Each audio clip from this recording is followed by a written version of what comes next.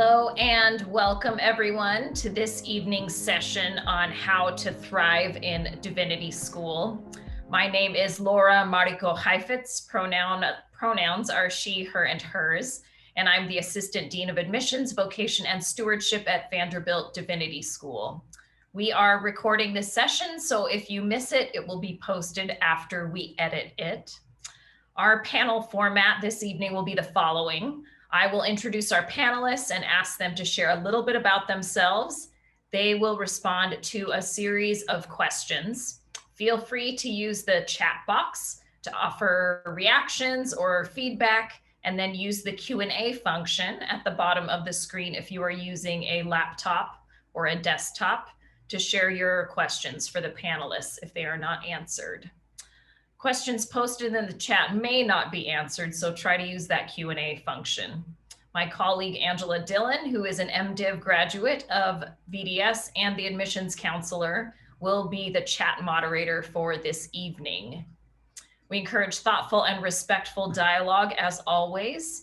Anyone who engages in inappropriate behavior in the chat will be removed. Before we welcome our panelists and get going, I would like to begin with a land acknowledgement.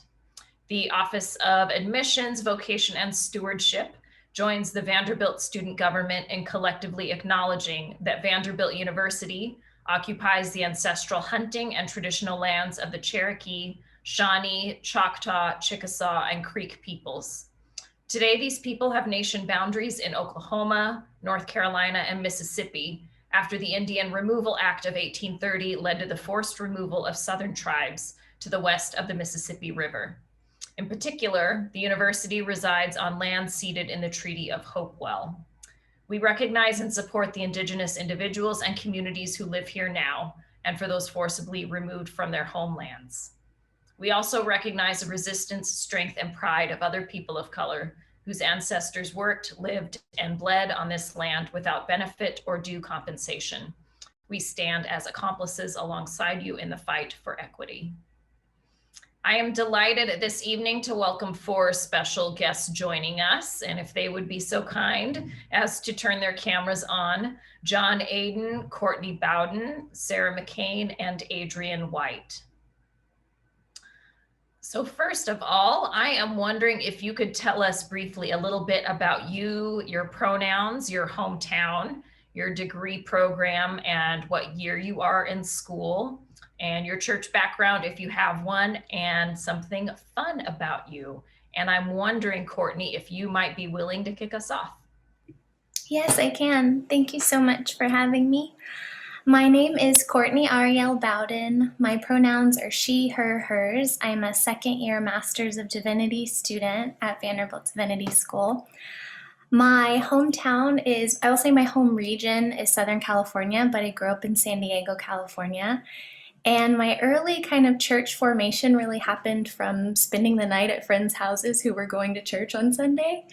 So I had a really warm welcome by Episcopalians and Baptists and Methodists, sometimes Saturday morning temple visits with Jewish friends, or a mosque every once in a while with a Black Muslim friend that I had growing up. So my early kind of formation to spirituality was broad but really warm. And something fun about me is that I learned this morning. I really do love to be tickled. And I will like resist it and be like, no, stop. But I secretly love it so much. It is delightful. Thank you. And John, wondering if you'd go next. Yeah, hello everyone. I'm John Aden, he, him pronouns. I'm a third-year MDiv, so in my last semester here. I have concentrations in religion, economic justice, and in Mediterranean and Near Eastern studies. I'm from a little town called Golden, Illinois, in West Central Illinois. I'm a lifelong ELC Lutheran, and something fun about me is that I love visiting whiskey distilleries and just learning all about the history and the craft of distilling and things like that. So Tennessee is a great place to be able to cultivate that passion, and Louisville's not very far away either. But obviously, COVID has made it a little harder a hobby to sustain. So I just read my whiskey magazines and stuff like that instead. But that's me. Thank you. Sarah. Hey, I'm Sarah McCain. Thanks for having me. My pronouns are she, her, hers.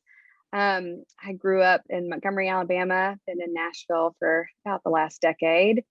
I'm a second year MDiv student. I'm pursuing ordination in the United Methodist Church, concentration in spirituality and social activism. I grew up in the Methodist Church. And I guess something, fun about me is that I have a doctorate, but I don't have a bachelor's degree. So I don't know what to do with that. Thank you, Sarah. And Adrian. Good evening. My name is Adrienne White. My pronouns are they, them, theirs. I grew up in Dallas, Texas, and that is where I moved to Nashville from in order to attend VDS. I'm a second year MDiv student with a concentration in pastoral and prophetic congregational leadership. I grew up in the PCUSA and am pursuing ordination in that denomination. And something fun about me is that I can play the guitar and the harmonica at the same time. Neither well, but simultaneously. So This is delightful, learning all of these things about you. The next question is, tell us about a challenge to thriving that you experienced in Divinity School. How did you or do you address it? And Adrian, would you be willing to start that one? I was not expecting to go first. One challenge to thriving that I experience in Divinity School is that we're in a pandemic, which hopefully will not be the main barrier much longer. I experience a lot of tension between the radical and prophetic ideas that we're grappling with, and the fact that we are still in the academy, which is a big capital I institution. And so, the sort of values of productivity and things like that, that sometimes feel like they are larger than our humanity, can be really challenging, and something that I have to sort of constantly reset my own thinking toward to make sure that I'm living in a way that's consistent with my values and like also getting my homework done. That's great. And Courtney. Yeah, I would definitely echo some of what Adrian said. I think, Vanderbilt Divinity School is this wonderful social justice divinity school, and I think it stands out and is like a pillar and kind of like a lighthouse in that regard, and then still does exist, within a larger institution. So there is this bifurcation and these kinds of dualities. I think something that I try to hold on for my own thriving is holding those multiple truths and recognizing that those things exist at the same time. And it's also just really important, like, for me to acknowledge like classism and all the ways that the academy is exclusionary, and all the people that will be left out of certain definitions of literacy that are certain, kinds of, it's just really important for me to like hold all of that is true, but also that the classroom is still a really generative space of possibility. And that the education that we're getting, I still really feel very fortunate and lucky. And I think you can hold all of that. And as Adrian said, like, return to your values and what sort of keeps you going, but still get your homework done and still stay on top of everything. I think that balance is possible, but I think it's important to acknowledge that there's a bifurcation that exists there. Sarah, wondering if you would contribute to this one. Yeah, some of it has to do with, I think the biggest challenge in general and going into a new environment, to thriving in Divinity School is just, I guess, finding your people. The first semester can feel kind of lonely until you figure out, who you can spend time with. And the same thing, obviously, in this portion of the pandemic, it can be hard to be making those connections with people when we're not in person. But I guess the answer for that challenge then is the same it is now. And it's just putting yourself out there, just beating down people's doors or sending text until someone, responds. Just making the effort until that you get the community that you need or that helps you thrive. And yeah, I've formed some of the greatest friendships here, and it's been really wonderful. John, what's a challenge you've had? Yeah, I actually was thinking along some of those same lines as Sarah. I think about some of the deeper challenges that I face. I thought back to my first semester, which was, pre-COVID, 2.5 years ago, mind you, but I do remember this really distinct like social adjustment because I came to VDS straight from undergrad. In undergrad, you're like fully immersed in campus life. You're living with your friends and classmates, but in grad school, living off campus and maybe only having to come to classes, 2 or 3 days a week, making friends and, building those relationships does require a little more intentionality. If you really want to, you can kind of just like come and go as you please and never really have that super deep connection. I mean, we'll try to push you to do that, but like, if you value those social relationships, you do have to be a little more intentional about it. So for me, yeah, I just try to keep my eye out for, community events that caught my eye. And, I do some of my reading time just in the common room. You pass by your peers and build those sort of organic relationships. That was really important for me. That sort of element of friendship and camaraderie, because it isn't, for me at least, maybe it doesn't say for everyone, but for me, it's not just about the academic experience, right? It's about this whole formation, and that includes the social element. Thank you all. I'm wondering if a couple of you could talk about how you manage the reading load. Maybe if you have any tips for us. I'm wondering, maybe Courtney, since you have really heavy load this semester. Yeah. So I think it's important to be honest, for me to be honest with myself. And so I like to start with the reading that I know is going to feel like kind of a slog. It's going to feel a little bit harder to get through, and maybe it's not as interesting, but it is all important. And once I kind of feel like I have really big sort of main theme ideas, or if I feel like I'm following a line from a lecture, I might just skip around a little bit towards the last sort of fourth part of the reading and then really hone in on the conclusion. And then so I try to do that first and then circle back to the reading that I'm excited about or that I know is gonna hold my attention and I'm gonna be engaged the whole way through. And it's not gonna be a problem to get through it. Also, I think graduate school is a time that brings to your mind the importance of knowing what kind of learner you are. So I'm kinesthetic. I like to be in my body sometimes. So for instance, in Hebrew Bible, it was really important for me to read the Bible while also listening to the Bible app in a fun accent and moving my body around. And it helped me to remember details of stories or to think more deeply about stories or kind of unlearn as I was listening, wait, that's the truth about Jezebel? I never heard that, kind of.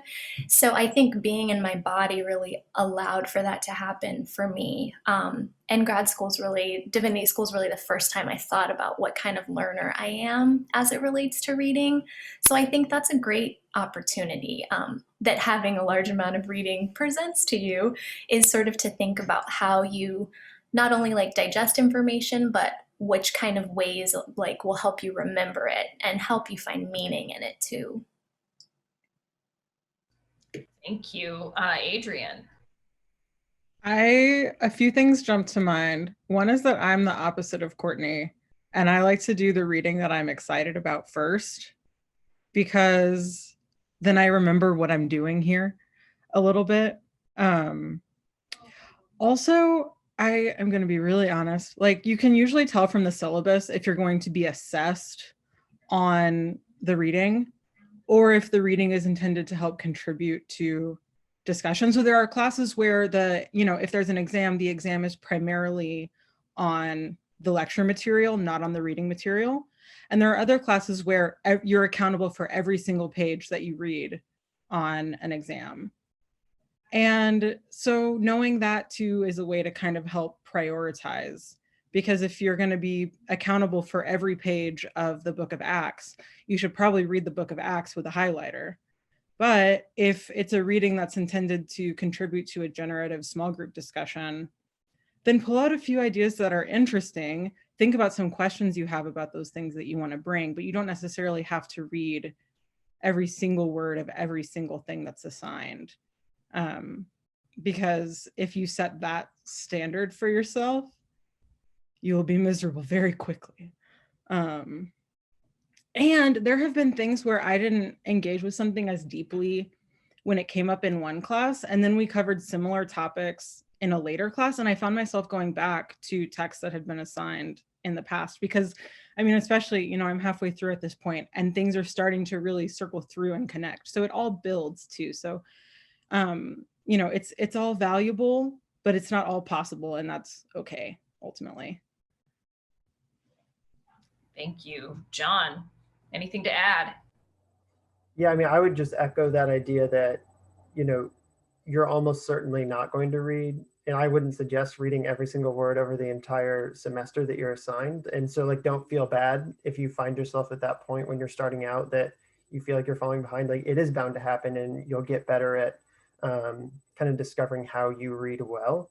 And so for me, what I try to do, especially like in the first month or so of the semester, so, you know, including at this point right now, I try to really be as thorough as possible, you know, in all my classes. Like, really do try to get every single reading done as best I can, because then you start to like familiarize yourself with like the flow of how the classes work, and you get to understanding, okay, in this course, it really is important that I, you know, did read every single word and had really detailed notes. In this other class, you know, not so much. I really just needed to get the main points. And like, to give an example, I had a class last semester that was really lecture heavy, but it wasn't just like lectures on any old thing. The professor like went through the reading and like highlighted every single main point that was important to learn, which pedagogically is one thing, but it basically meant that, you know, I know that that's probably the reading I'll prioritize the least, because I'm going to get a good idea of what it is just by doing a decent skim plus the lecture. Whereas others, I will need to know this material, but the professor might not actually touch on it, or I need to really contribute to a group discussion. And, you know, you do yourself a disservice, and you do your classmates a disservice if you are never really kind of contributing to those things. So you'll find that balance. Great, thank you. This next question is for you, Sarah. How do you balance family and life and work and ordination stuff? If you could tell us a little bit about all that. Well, definitely not perfectly. I feel like the last year and a half has been a lot of comedy of errors of seeing what works and what doesn't work. Y'all talking about the reading reminded me that somebody my first year, a third year, was like, "You're not still trying to do all the readings, are you?" And I was having like a panic attack, like we were having some like seedy conversation. I really did feel like we needed to, but when you have other things going on, like I have two girls who just turned 4 and a spouse, and I work part-time. And so I think I had to really decide what my priorities were with this experience. Being in divinity school is one of like top 3 most meaningful things that I've ever done in my life. It's so wonderful and so rewarding. And like being a present and available parent trumps that. So I think I've had to learn how to be realistic with my expectations. Like I had 300 pages to read for one of my classes today, and I read 50, and it was not great, but that's just what happens sometimes when snow days happen and kids are home. And you know, one of them was having some anxiety, so we took some time to do that. It kind of being flexible really helps with that. Making sure that I have a balanced course load has really helped, knowing which classes, based on conversations with people who have been there, which professors are going to be a little bit more likely to give you extensions if you need it, which ones are not, and not having, you know, to read 300 pages for each class, and balancing that out has been helpful. And really one of the most important things has been having a really supportive partner and supportive community, just people that I can call on a pinch when COVID happens and everybody's in the same house trying to do class all day, but I have classmates that would come over and they would stay with my girls while I was in class, and then I would be with them while they were in class. So having just people around you to help you has been really helpful. Does anyone else want to talk about balancing work and spouse and school? If not, next question's for Adrian, which is how do you manage to do your ordination, denominational discernment stuff on top of everything you already do? I think Laura gave me this question because the PCUSA has one of the most lengthy lists of things to do in order to go through the ordination process, from extra classes that we are required to take to several exams of varying degrees of intensity, and a pretty rigorous, process with my presbytery and all these things. And it can definitely feel like sometimes I feel like it's a distraction from school or from like my vocation. The thing that helps me the most is to like really look at it and be like, why do they want me to do this? Like what does my presbytery, my denomination, want me to get out of this class, or the work of preparing for this exam, or this sort of bureaucratic process? Like, what is it trying to achieve? And how can I make sure that I do that in good faith and, allow it to be edifying as much as it is frustrating? I mean, really, it's like I have to do the work of my own perspective making because no one else is going to do it for me. And I have a really open line of communication with my advisor at BDS, who's the advisor for all the PCUSA students, a really open line of communication with my presbytery liaison, who's the sort of designated person to help me with the ordination process on the denominational side. And we'll be really honest when, I'm feeling frustrated or stressed out. The other thing is that honestly, I do a lot of that stuff during breaks.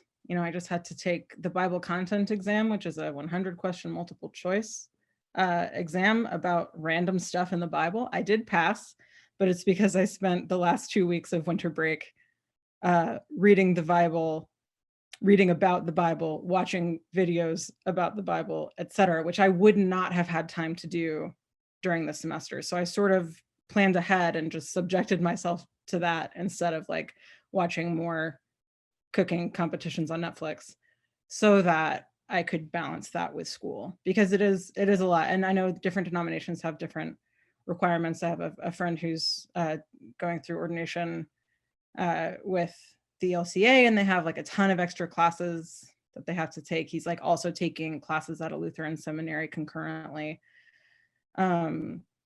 So for me, it was just like really planning ahead, like kind of looking at how that ordination process was going to map onto my time in divinity school, so that I didn't like get caught by surprise, because that's my personal approach to dealing with stress, is to like try to micromanage it. But yeah, also asking for help is the only way. Thanks, Adrian. Courtney, I'm wondering if you could talk a little bit about how easy it is or how possible it is to access counseling services at VU. Yes, so it is free. It is very possible. And I think that, probably not surprisingly, has become more like readily available with the pandemic. So now, you can make appointment to see someone, and now it's relatively easy to request like more than the preliminary certain number of visits that are given to see someone on a more regular basis. And then also there's like a number that's available, like a hotline that can be called now, for someone to talk to someone kind of in the moment without an appointment. So I've found that for me, it's helped me managing my anxiety around I went to undergrad at a predominantly white institute, and so sort of returning to, and then spent 13 years between undergrad working and living and like unlearning certain things about white achievement culture and like getting certain things out of my body, and then returned to some of it just by virtue of being in higher academia. And so it's helped me to kind of still be with myself, to find ways to be embodied and stay with myself in my body when I'm feeling like my mind is kind of all over the place or sort of spinning about deadlines. And yeah, it's just been good to talk with people and figure out what like coping mechanisms look like for you. And I don't want to scare anyone. I think we should normalize anxiety and normalize counseling, seeking counseling services if it feels like a right or good thing. But yeah, I have been grateful for the services that I shouldn't say free. You're paying for it with your tuition, but they are available through Vanderbilt University. Thanks, Courtney. I'm wondering, John, if you might be willing to share a little bit about how you figure out how to pay for school and for your expenses. Yeah, so that's sort of like a bad news, good news kind of question. The bad news is that realistically, most of us do have to work, and that does put a little extra strain on us. But the good news is, I think for most of us, there are quite a few opportunities to find work. So I'll just like give an example of how I've sort of navigated that.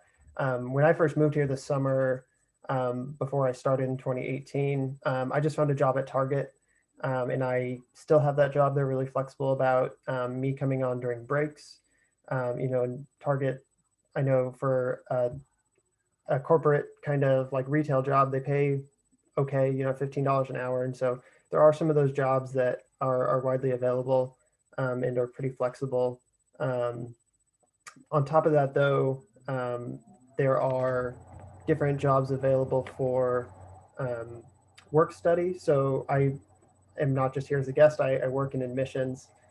There's opportunities like that will come up in public announcements and like listings. So you can always keep your eye on things like that. And then I think there's only one right now, but I'm a part of it. There's a fellowship program here at Vanderbilt that's really helped with my expenses. And that's the Windland Cook Religion and Justice program, where I work up to 10 hours a week on sort of an independent or like community work project just at the intersection of religion, economics, ecology, and justice. And so for me, that's been around like building this relationship between churches and worker cooperatives, but it can really be any sort of project that you're passionate about and that they can work with you there. And so that's just been a really great way, not just like vocationally, like that's something that like looks good on a resume. It helps me, like I've learned so much in that project, but it also, it pays, a portion of my rent each semester. And so, yeah, just keep your eye out for all the sorts of opportunities. Like I was this close to just like deleting the email that got me this job. And I was like, wait a minute, that actually sounds really interesting. I should have just apply and just see what happens. And so, yeah, keep your eye out for things like that. Sarah, wondering if you could jump in here. Yeah, in addition to that, all I would say is when I was thinking about coming here, I knew like exactly how much that we would need to compensate moving from a full-time job to a part-time job.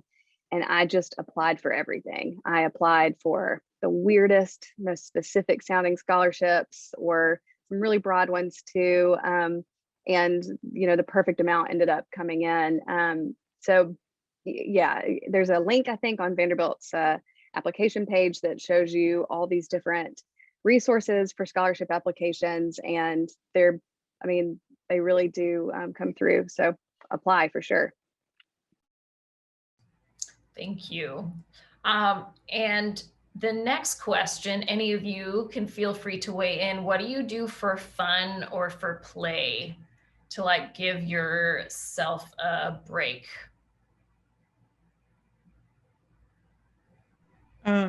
I have just constantly been amazed by how much green space there is in Nashville. My spouse and I started a project for 2021. We're going to try to hike or walk every greenway in Nashville, and there's like 40 something. So it's a big undertaking. We might have to extend it into 2022. But there's a ton of opportunities for outdoor activities, for hiking, for just being outside. And for me, that's really renewing. It's a way that I connect with the divine. It's a way that I reconnect with myself and my body. And so it took me a little while to realize like how much there was in Nashville. I had gone kind of outside of Nashville to some different state parks and things like that.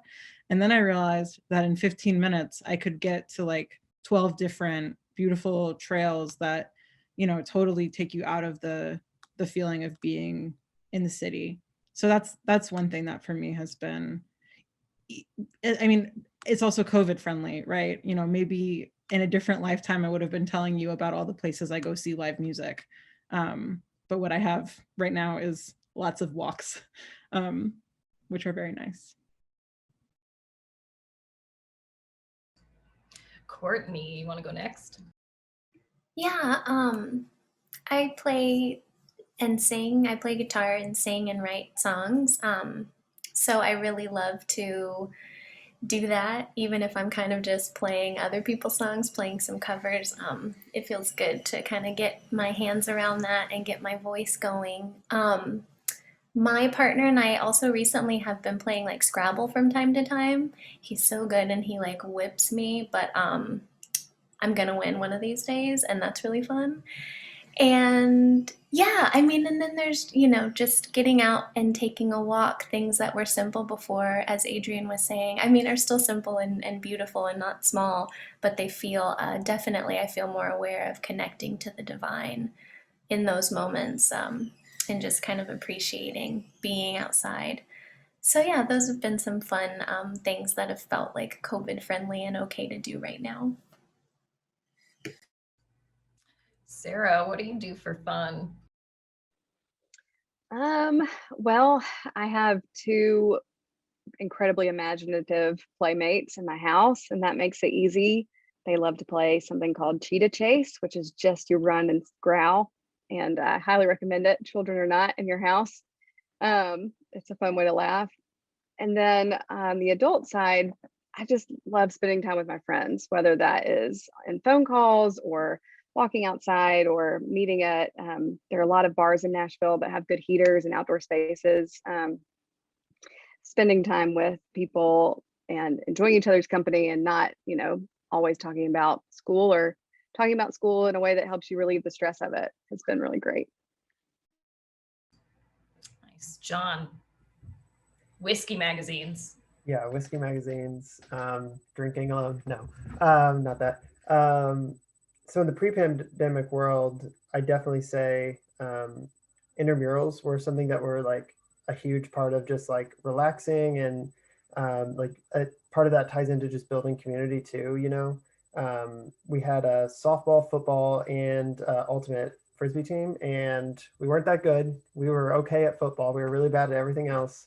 But the great thing is just like it's all skill levels are welcome, and we just had fun and supported one another. And for me, I love like doing like somewhat like semi-competitive sports because it's a way to exercise without feeling like you're exercising. You're moving around and competing, but it's all just like at the same time it's just you're hanging out with your friends and building new relationships. So I miss that. I'm sad that it was only a year's worth of intramurals that I got to enjoy, but hopefully that will come back for those of you on this call. Even if you're not an athlete, try it. It's been a lot of fun. I think it's like the largest softball team out of all of the professional school intramural teams. Yes, because of our enthusiasm. So what is a pro tip or like a grad life hack that you would like to pass on to the next generation of Div school students? And I will let you choose who will go. Adrian. I commend to you the benefits of being at an institution at BDS that is part of a larger university. So like all of the, student organizations, all of the health and mental health resources, all of the libraries, all of the talks and lectures and events that you might have enjoyed at undergrad are available because you are part of a larger institution. You can take classes in other departments, which I have not gotten to do yet, but my friends who have had great things to say about the experience of taking classes with, students who aren't thinking about everything through a theological lens all the time, and to get, to engage with different lenses. So, it's easy to get kind of sucked into the sort of VDS silo, but there's also so much else going on, especially hopefully once we are on campus, whatever that looks like, there will be more opportunities to engage in things like that. So that's my hack, is to look outside of just the Div School for community opportunity, educational experiences, libraries to sit in for 6 hours at a time. It's nice to mix it up.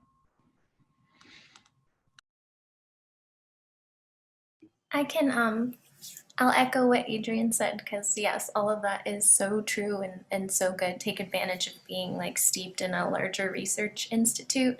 And then my tip would be, echoing what Sarah said, Divinity School is like top 5 experiences of my life, and it is both shredding and mending. It's a full body, like full spirit. And so like I would say be vulnerable. Like don't be afraid to let your heart expand in these ways that you didn't even maybe know were possible, and let your heart kind of break sometimes in these ways that you maybe didn't know were possible. And so I think openness feels like the tip that the advice that I was given before entering Div School, and so what I would pass on, and has felt like the most kind of sage wisdom for me.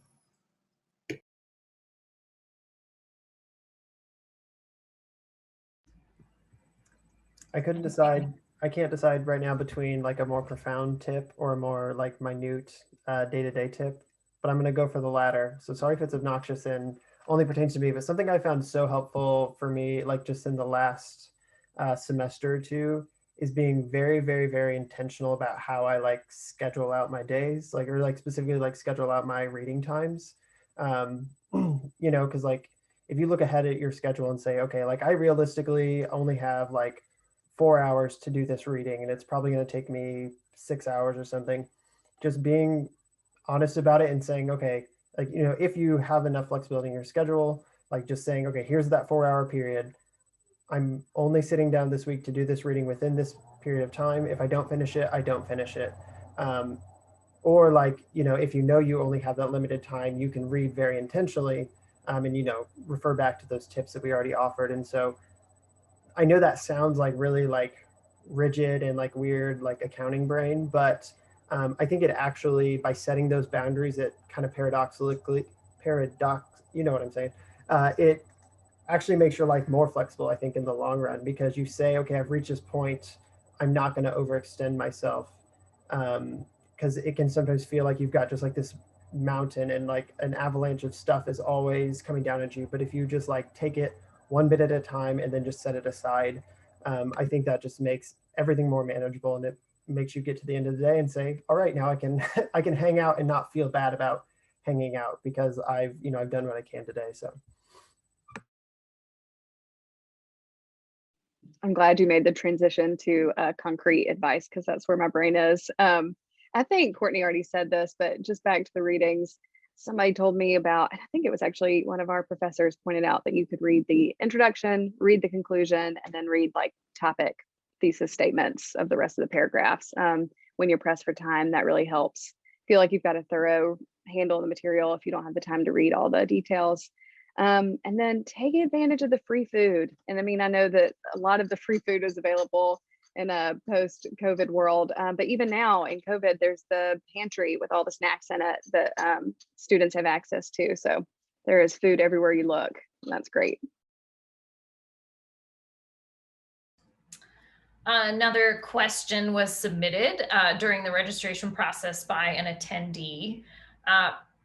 What kind of support exists in the form of mentoring and professional development?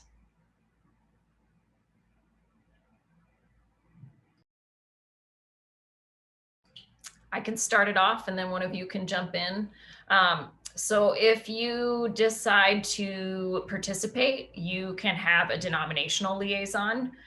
Even if you're not affiliated, there's a not affiliated denominational liaison, and that is someone along with a group of people who do discernment with you about where it is you're supposed to end up, or what kind of leadership you might be looking at. So for those who are in ordination processes, it's pretty specific to that.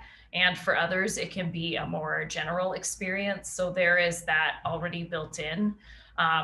My experience has been that lots of different folks around, whether it's like a student who's in their final year and they're part of the student government and know everything, they're oftentimes really great folks to talk to who can provide some mentoring, as well as, of course, faculty and staff. Angela is always really good at talking with students.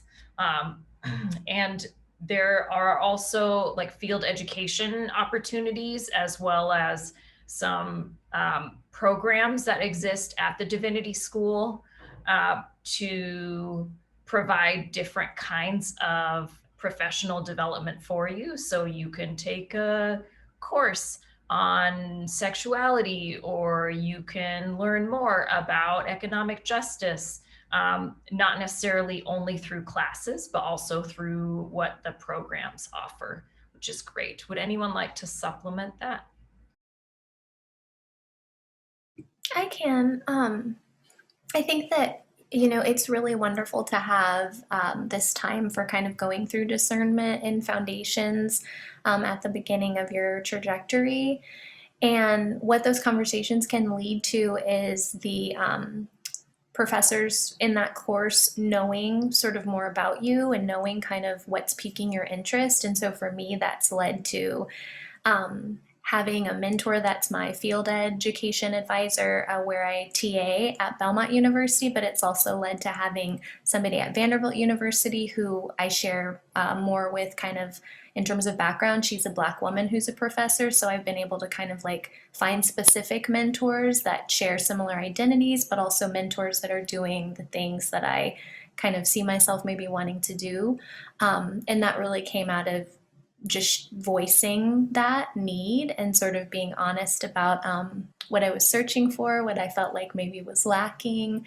So I think that the Divinity School's really connected throughout Nashville, has a really like good and rightfully so reputation and strong relationships that have been built over years. So I think that it surprises people probably, or it surprised me to kind of find out the ways that the Divinity School's connected, and the kinds of mentors that you can have are not just specifically related to congregational ministry, but nonprofits and at different schools, and just sort of working for the city, like all kinds of facets and different arenas.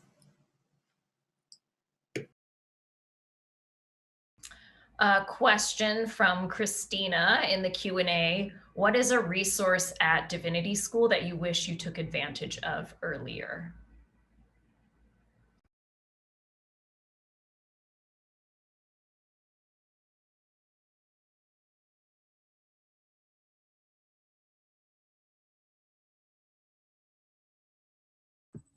So mine maybe gets a little back to what Courtney was saying. And for me, so I am planning to, I already applied to some PhD programs and I'm planning to kind of go this academic route. And something that was really big for me there is you kind of have to build these relationships with professors and take multiple numbers of their classes if you want to get, really strong recommendations and all these sort of like logistical supports that you need to kind of enter the academy. And that's something I wish I had been a little more intentional about early on. Now there's always that element of like just uncertainty early on. You don't know if you're cut out for this. You don't know how to go through the process because you've never done it before. And maybe that's just like one really specific concern, but just like being intentional about like how you're forming those relationships, not in like a way that's like, oh, I just need to like rub shoulders with this person because they're big in this field or whatever like that. But just reaching out and having those strong relationships with professors and with your peers and all those people, because it's as much about the relationships as anything else, you know, than taking the right classes and things like that. So, so yeah, and thinking in terms of resources, like think about the people as resources, not in like a capitalist way, like you're extracting from them, but you know, as like human resources, as partners and people who are journeying with you.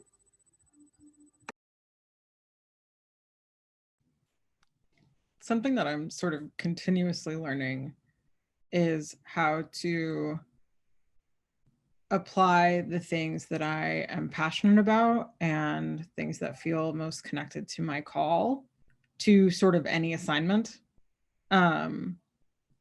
Ways to pick up threads from past, you know, research routes that I didn't get to follow and pulling that through to another assignment in a later class.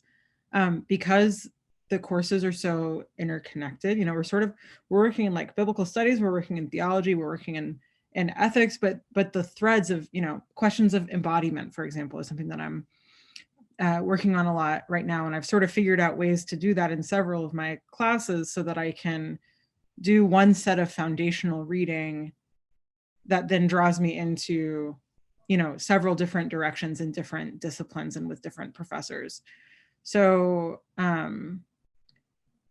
almost like exploiting the assignments that you're given to do the work that you are most interested in is in fact what faculty would mostly like you to do, because they want to read work that has been written with rigor and curiosity and care, not something that feels like you read a rubric and phoned it in.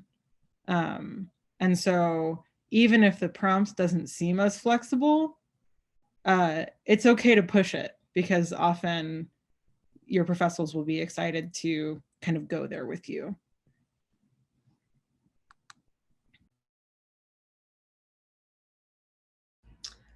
Another question, how have your career aspirations or your vocational vision for yourself evolved while attending Divinity School? Maybe John, if you wouldn't mind starting that one. Yeah, happy to. I actually came in kind of holding two things in one hand, or one thing in each hand, whatever it is. I was entered on the ordination path for the ELCA. I started those conversations with the folks from my synod and kind of started that process, but realized pretty early on that it wasn't the path for me. And it always really mentally felt like a backup plan. Like it wasn't something I was super passionate about. I just thought, well, if I don't get in somewhere to these, you know, these schools afterwards, I better have something to do.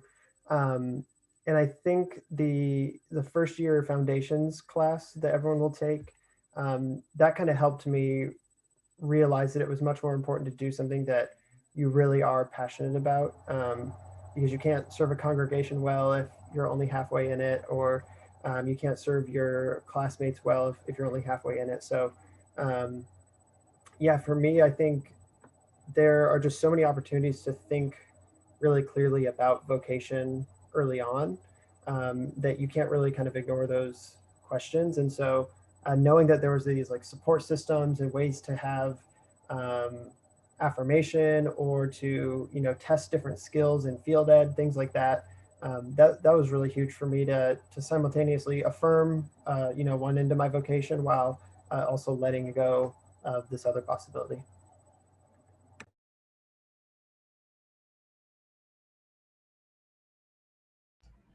Anyone else want to weigh in? I can throw something out quickly about that, which is just that, you know, I've been talking about like how to kind of make requirements work for you. And like, yeah, we have to do all this stuff, but it's like for a good reason. My presbytery requires that all ordination candidates internship at a congregation.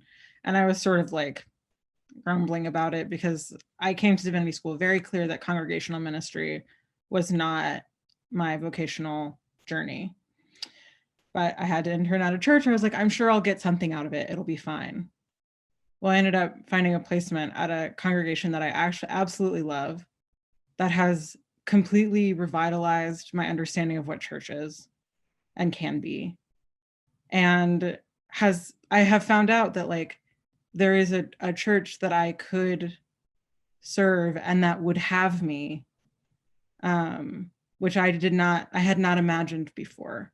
And so I find myself very grateful to have been put in this situation. Not that I'm, 100% sure that I will look for congregational calls after graduation, but it opened me up to something that I was very closed off to because I didn't even know it was possible.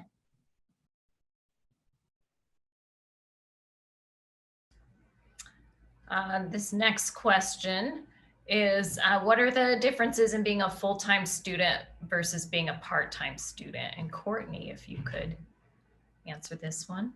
Yeah, I can. So yeah, I started off part-time the entirety of my first year last year. I took 2 classes and pretty much worked full-time nannying and tutoring, like full-time hours between those 2 jobs. In a pre-COVID world when it was okay to sit next to a kid in a school and read to them and go into someone's house and take care of their kids. So I would say the pluses of being full-time the differences are I definitely feel more immersed in the Divinity School experience taking 4 classes. I feel like it's more, I have more interaction with professors and with students. There is a difference in terms of the way that I read before when I was part-time, because I had more time and I was often taking care of a kid who was sleeping, and so I could sort of read like slowly and think about things and ponder them, if you will. And so the pace is different as a full-time student, but really what sort of made me want to take a leap is that a lot of people applying will receive a portion of like a merit award. A portion of your tuition may potentially you may have help with your tuition, and so it made it seem like, well, economically that could work out, and what if it was okay for me to sort of dive in. So I would say that being a 40-hour-a-week full-time employee with like no flexibility, I think that going to Divinity School part-time is the answer. But I think for anybody who has like any kind of flexibility in their job to work less than 40 hours, somewhere in like the 20 to kind of 30-hour range, depending on capacity, I think it's worth trying to be a full-time student. And the great thing is, like undergrad, you can drop a class, you can drop classes if the load is too much. And so that was kind of my journey. Being part-time was wonderful for my first year. I'd been out of school for 13 years, so it eased me back into doing assignments and reading and going to campus every day. But I also think that it was a really nice bridge to being a full-time student now, if that makes sense. Thank you, everyone. We have come to the end of our time, and I want to thank all of you who are panelists and for sharing your experiences and pro tips. And thanks to those of you who are attending. And I know we didn't get to quite all of the questions. There will be some additional webinars coming up that should address some of them.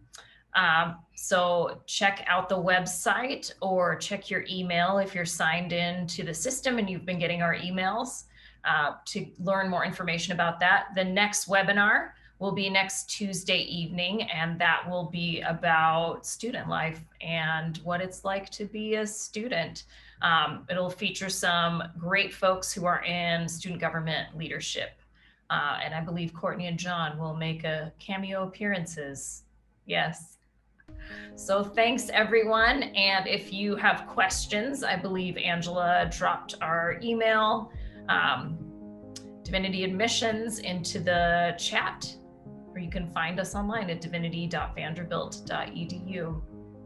Thanks everyone. Have a great evening.